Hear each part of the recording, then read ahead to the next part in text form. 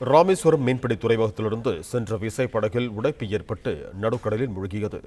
படகில் இருந்து 7 மீனவர்கள் மற்றொரு படகில் ஏறி பத்திரமாக கரை திரும்பினர்.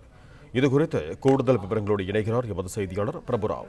வணக்கம் பிரபுராவ், உங்களிடம் இருக்கும் தகவல்களை பகிர்ந்து கொள்ளுங்க.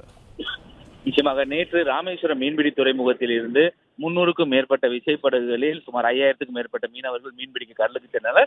இதில் ராமேஸ்வரத்தைச் சேர்ந்த மணிவண்ணன் என்பவருக்கு சொந்தமான விசைப்படகில் சென்ற மீனவர்கள் சரியாக ராமேஸ்வரம் மீன்பிடி துறைமுகத்திலிருந்து 2.5 நாட்டிகள் தூரத்தில் மீன்பிடிக்க சென்று கொண்டிருக்கும் போது திடீரென அந்த மீன்பிடி விசைப்படகின் பின்புறம் இருக்கக்கூடிய அந்த மரப்பலகையில் உடைப்பு ஏற்பட்டு கடல் நீர் அந்த படகுக்குள் புகுந்தது. இதனால் அந்த படகு நடுக்கடலில் மூழ்கியது. இதனை அடுத்து அந்த படகில் இருந்த ஆறுமுகம், குமார், மாதவன் மற்றும் முருகன் உள்ளிட்ட ஒரு 7 மீனவர்கள் நடுக்கடலில் தத்தளித்தனர். இதனை கண்ட அப்பகுதியில் மீன்பிடித்துக் கொண்டிருந்த சக மீனவர்கள் அந்த மீனவர்களை மீட்டு பத்திரமாக கரைக்கு அழைத்து வந்துள்ளனர். இந்த விபத்து குறித்து ராமேஸ்வரம் மீன்வளத்துறை உதவி இயக்குநர் அலுவலக அதிகாரிகள் விசாரணை மேற்கொண்டு வருகின்றனர். முதல்கட்ட விசாரணையில் இந்த படகு மீன்பிடி அனுமதி சீட்டு பெறாமல் மீன்பிடிக்க சென்றது தெரிய வந்துள்ளது. தொடர்ந்து அந்த மீனவர்களையும் அந்த படகின் உரிமையாளரையும் விசாரணை நடத்தி வருகின்றனர்.